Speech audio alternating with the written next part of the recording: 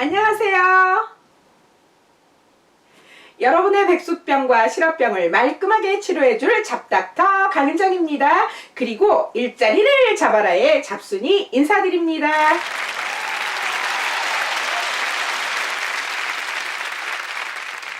오늘은 저의 아픈 손가락에 대해서 여러분과 함께 마음속 깊은 이야기를 나누어 보고자 합니다. 어때요? 확실히 오른쪽 손가락이 눈에 띄게 부어있죠? 그리고 실제로 이렇게 누르면 통증이 느껴집니다. 류마티스 관절염이 의심되어서 대학병원에 진료 예약을 해놓은 상태이고요. 왜 뜬금없이 취준생에게 아픈 새끼손가락 이야기를 하는지 이유가 궁금하시죠? 실은 저의 마음속에 아픈 손가락으로 남아있는 취준생에 대한 이야기를 여러분과 함께 나누어 보고자 합니다. 고등학교 시절 미국으로 유학을 떠나 모모 주립대를 졸업하고 귀국해서 저에게 취업 컨설팅을 받던 한 취준생에 대한 이야기입니다. 대기업 공기업 취업 성공률 98% 중 그 불합격한 2%에 해당하는 취준생 이야기입니다. 외국에서 공부를 해서 그런지 자아가 매우 강했고요.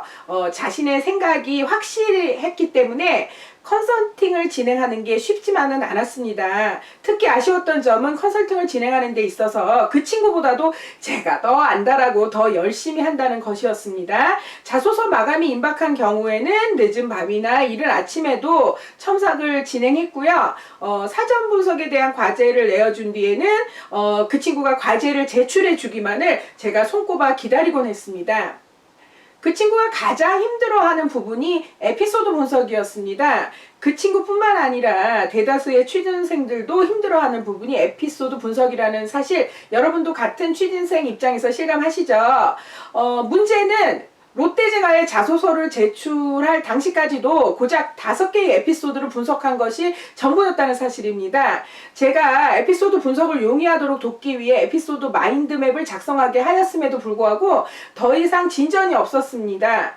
필기시험이나 자격증 준비를 하느라 꾸준히 면접 준비를 해야 한다는 저의 이야기를 받아들이지 않았습니다. 물론 자소서 문항이 5개였기 때문에 자소서까지는 그런 대로 작성할 수 있었지만 면접 대본을 작성하기 위해서 더 충분한 에피소드가 반드시 필요했습니다.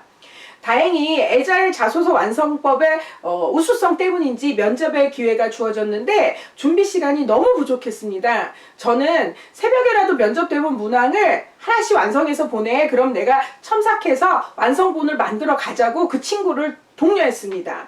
헌데 그 전화 이후 단 한 번도 면접 문항을 완성해서 보내오지 않았고 전화 한 통화도 없었습니다. 며칠이 흐른 뒤 답답한 제가 전화를 해보니 역시나 그 최종 면접에서 그 친구는 탈락했다고 했습니다. 정말 어렵게 얻은 기회였는데 너무나 안타까웠습니다. 탈락의 원인이 무엇이라고 생각해? 라고 질문하자 에피소드가 5개밖에 분석이 안 돼 있다 보니 총 5개의 면접 질문을 받았는데 2개만 답변을 하고 3개는 답변을 하지 못한 것이 탈락의 원인인 것 같아요. 오늘부터 하루에 1개씩 에피소드를 분석해서 교수님께 보내드릴 테니 첨삭해 주셨으면 좋겠네요 라고 그 친구가 답변했습니다. 물론 그 이후로 한 통의 전화도 단 한 편의 에피소드 분석 파일도 받지 못했습니다.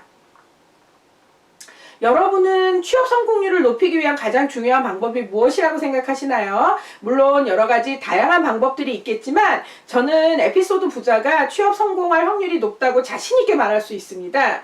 자기소개서나 면접 대본에서 자신의 직무 역량과 기업 역량을 효과적으로 드러내는 것이 취업 성공에 있어 가장 중요한 요소이긴 하겠지만 핵심 키워드가 충분하다고 해도 그것을 증명할 에피소드가 충분치 않은 경우 취업 성공에 제동이 걸리게 되는 것입니다. 저는 이 친구 외에도 에피소드를 충분히 분석하지 않아서 낭패를 본 사례를 정말 많이 접했습니다. 여러분, 에피소드 돌려막기는 절대 금물입니다. 에피소드 부자가 취업에 성공할 확률이 높다는 사실 기억하시고요.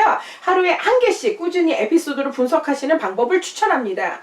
에피소드 분석이 어려운 친구들은 에피소드 마인드맵을 활용하셔서 에피소드 부자가 되셨으면 합니다. 자, 이제 저는 그만 인사드리겠습니다. 지금까지 취준생의 실업병과 백숙병을 말끔히 치료하는 잡닥터 강은정, 그리고 일자리를 잡아라의 잡순이었습니다. 이만 안녕! 다음 시간에 다시 만나요.